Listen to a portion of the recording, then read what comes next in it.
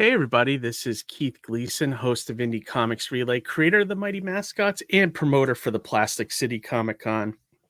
And I'm here with another comic review. Before we get into that, just a quick reminder, Plastic City Comic Con coming up July 20th, Saturday, 10 to 5. Admission $10, kids 12 and under for free.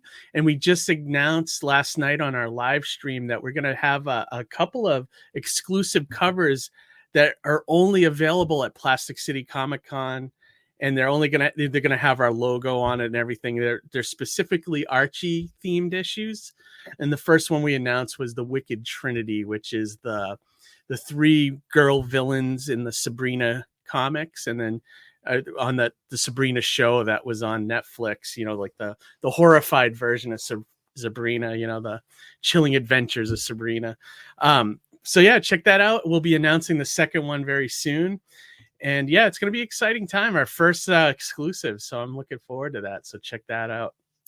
All right, moving on to this week's review. I am reviewing Redcoat #1. Now, this is put out by Image Comics, but the imprint behind it is Ghost Machine, which I guess they published through Image Comics. The creators on this, so the writer is Jeff Johns. The artist is Brian Hitch. There's an inker here, Andrew Curry, I think is how you say it. Brad Anderson is the colorist. Rob Lay is the letterer. And yeah, that's it for the credits. And so let me see. So let me give you a short summary of this story. I'm going to read this off of the Image Comics website. British redcoat and all-around rogue Simon mysteriously became immortal in 1776 after a run-in with the clandestine cabal known as the Founding Fathers, which included George Washington, John Hancock, and many other prominent American Revolutionary War leaders. Since that fateful day, Simon has led a life of adventure and avarice, rubbing elbows and sometimes fists with many of history's most renowned figures, including his nemesis, Benedict Arnold, Albert Einstein, Annie Oakley, and many more. One thing they all agree on, they never want to see him again. But what are the true origins and extent of Simon's power and the mysterious organization behind them? And how has it secretly shaped America and the world? Simon's on a quest to find out. Yeah, this was great. So that was like kind of a sum up without getting into too many spoilers. The first issue is really strong first issue. Jeff Johns excels at that. Like, he just can get across the premise of a story so good in the first issue. And Redcoat is one that I was waiting for a long time. Because Jeff Johns is one of those creators I usually pick up. If I see his name on a book, I will snag it, because 9 out of 10 times I usually love his stuff.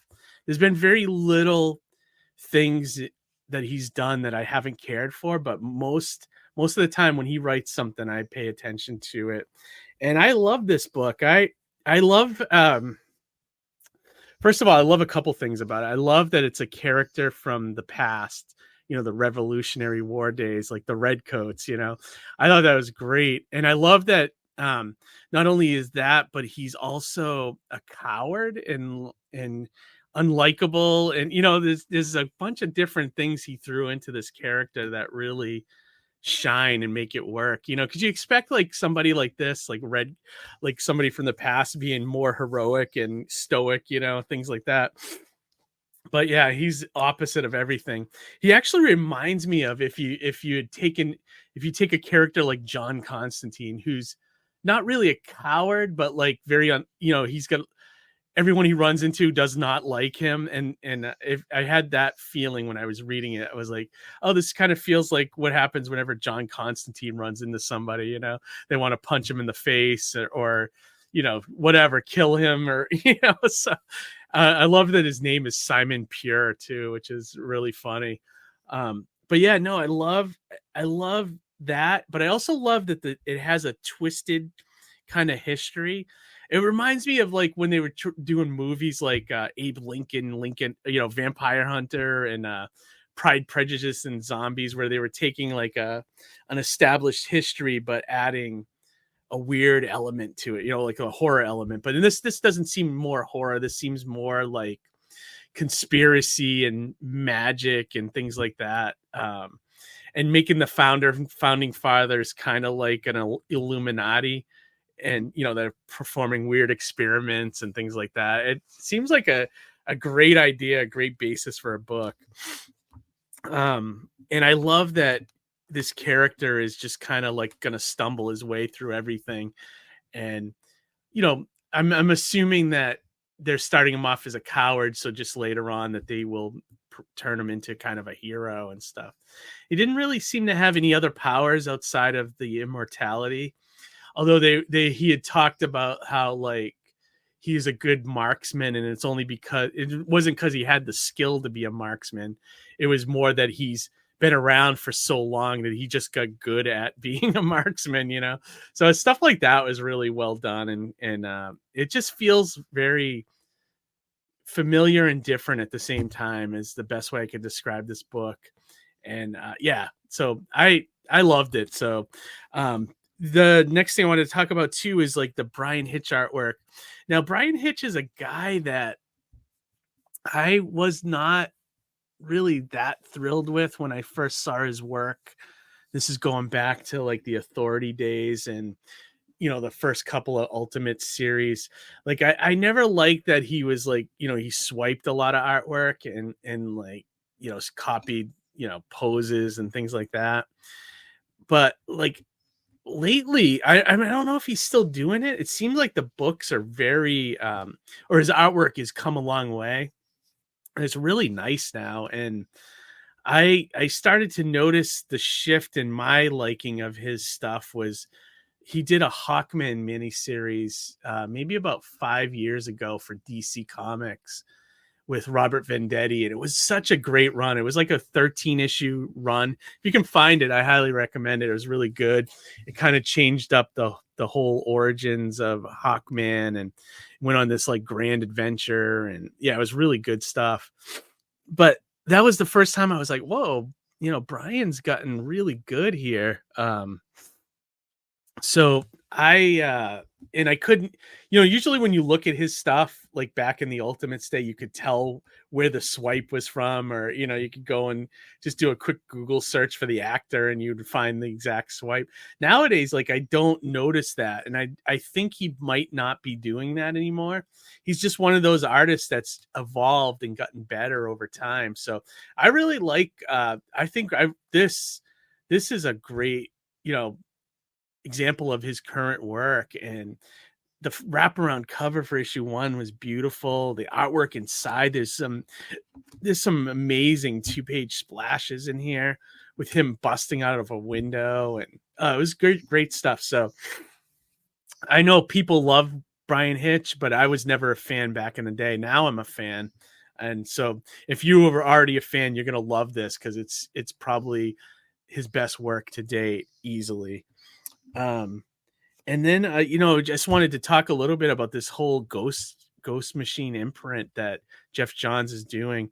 So far, all the books have been fantastic. Geiger, Rook, this one. And he's got more coming. Hyde Street is one that I'm looking forward to. There was a Ghost Machine one-shot that I recommend that most stores might still have it. It has a preview of all the different Ghost Machine projects that are coming up.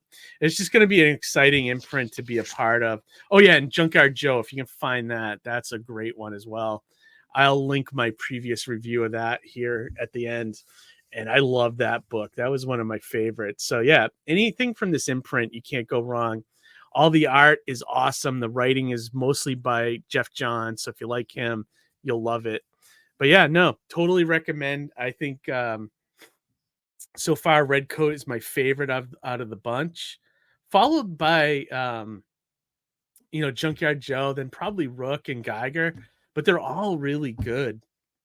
I was most surprised by Rook. I'll probably review that one soon.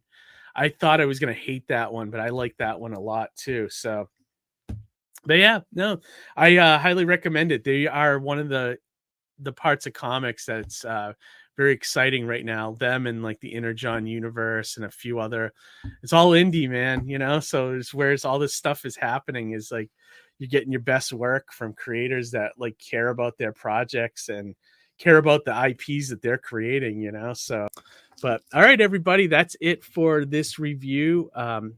Go check out Redcoat. I highly recommend it. 2 thumbs up.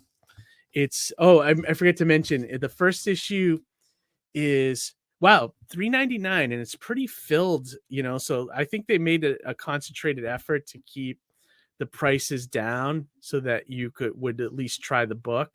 So $3.99, I'm guessing this is about, it seems like it's about 32 pages, my guess, just paging through. And, you know, you get a little bit of the timeline at the end and things, and some of the, you get like a character file for Simon Pure. So it's worth it. It's great first issue, and the cover is that like nice cardboard stock kind of cover. So, and yeah, the pages are really nice. The colors really pop. The lettering is good. Yeah. So 100%, I recommend this one. So, and I recommend anything from Ghost Machine. I think you can't go wrong with any of their titles so far. So, all right, everybody, that's it for this review. We are off next Monday from our live streams because of Memorial Day, but we'll be back the following Monday. I'll be popping up videos, though, so I'll probably have something up on Monday. I don't know if it'll be a review or, you know, commentary video or something. But, yeah, we'll have something up for you guys to check out. But, all right, everybody, have a great week. Most importantly, read some comics, and we'll talk to you later. All right, bye.